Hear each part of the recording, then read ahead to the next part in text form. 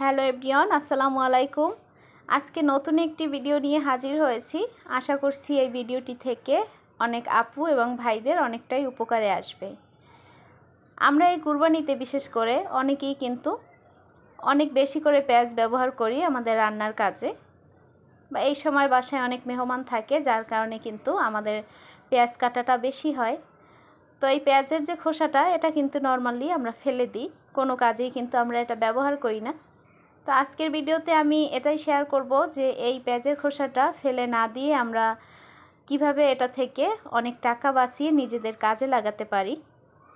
তো আমি এখানে কিছু পেঁয়াজের খোসা নিয়েছি, আর খোসাগুলোকে এখন একটা পাতিলে দিয়ে দিব। অর্ধেকটা দিয়ে প্রথমে আমি দেখাবো, বাকিটা দিয়ে অন্য কিছু বানিয়ে দেখাবো আবার।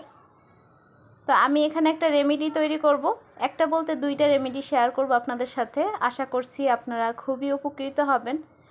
তো আমি কিন্তু পেঁয়াজের খোসাটাকে হালকা আছে কিন্তু জাল দিতে দিতে একদম অল্প করে ফেলবো। এটা কিন্তু জাল দিতে দিতে কালারটা অনেকটাই চেঞ্জ হয়ে যাবে। আমরা অনেক সময় অনেক কিছু না বুঝেও কিন্তু ব্যবহার করতে পারি না, সেই ক্ষেত্রে দেখা যায় কি যে সেটা কিনতে আমাদের কিন্তু অনেক টাকাই খরচ হয়ে যায়, যেটা আমরা বাসায় বসে খুব সহজেই কিন্তু বানিয়ে নিতে পারি। আর সেটা আমরা বাজার থেকে দেখা যায় অনেক চড়া দামে কিনে তারপর ইউজ করি। তো এই পেঁয়াজের খোসা যে কত উপকারী আমাদের জন্য, সেটা কিন্তু এই ভিডিও থেকেই আপনারা দেখতে পারবেন। এখানে কিন্তু জাল করতে করতে অনেকটাই কিন্তু কমে গেছে, আর কালারটা দেখতে পাচ্ছেন একদম কালো হয়ে গেছে। পেঁয়াজের খোসাটা ছাড়ানোর পরে চাইলে আপনারা সেটা ধুয়ে তারপরে কিন্তু শুকিয়ে এভাবে করতে পারেন। অনেক সময় দেখা যায় পেঁয়াজের খোসার ভিতরে নানান ধরনের ময়লা থাকে, তো ওই অবস্থায় এটা জাল না করাই ভালো। তো ওই সময় যদি পরিষ্কার করে নেন তাহলে কিন্তু সেটা ভালো হয়। তো এখানে কিন্তু আমার এটা ভালো করে ভাজা হয়ে গেছে। এখন আমি একটা বাটিতে নামিয়ে নিচ্ছি। এটা কিন্তু আমি একদম কালো করে নিয়েছি, আপনারা ঠিক এভাবেই কিন্তু করে নেবেন, আমি যেভাবে ঠিক দেখিয়েছি। এখন আমি সেই পাতিলে একটু পানি দিয়েছি, আর বাকি যে পেঁয়াজের খোসাগুলো ছিল সেটা কিন্তু এর মধ্যে দিয়ে দিব।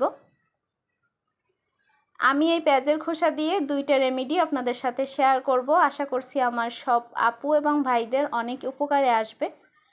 তো এটা এখানে জাল হতে থাক, আর এদিকে আমি এই যে পেঁয়াজের খোসাটা ভেজে রেখেছি এটা কিন্তু আমি হাতে গুঁড়ো করে নিব।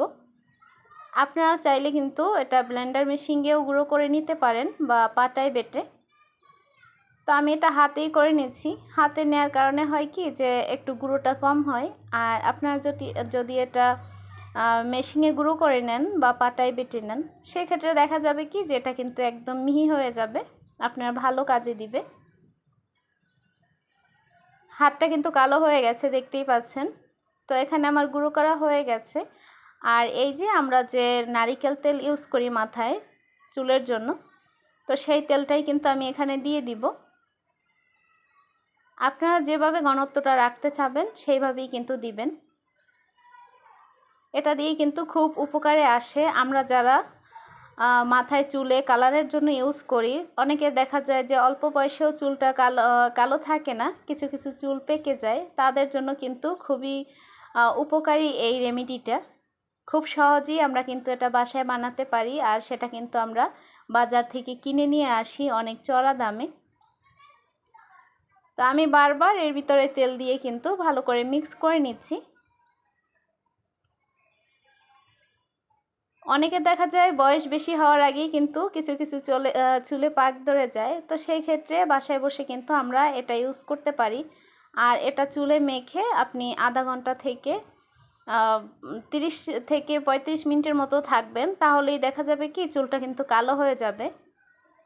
আর এটা এক সপ্তাহ পর পর আপনারা ইউজ করতে পারবেন, কোনো ধরনের সাইড এফেক্ট কিন্তু নাই। খুবই উপকারী তো এই রেমেডিটি। আর এদিকে কিন্তু আমার যে বাকি যে পেঁয়াজের খোসাটা জাল করেছিলাম সেটারও কিন্তু কালারটা বের হয়ে আসছে। কালারটা বের হয়ে কিন্তু পানিটা একদম লাল হয়ে গেছে, দেখতে পাচ্ছেন। বেশি সময় জাল করার প্রয়োজন হয় না, 10 মিনিটের মতো জাল করলেই কিন্তু এর ভিতর থেকে কালারটা বের হয়ে আসে। এই যে এখন আমি নামিয়ে নিচ্ছি। আমরা অনেকেই কিন্তু আমাদের চুলের জন্য অনিয়ন টোনার ওটা ইউজ করে থাকি। তো এভাবে যদি আমরা অনিয়ন টোনার বাসায় বানিয়ে ইউজ করতে পারি সেক্ষেত্রে কিন্তু আমাদের অনেক টাকাই বেঁচে যাবে।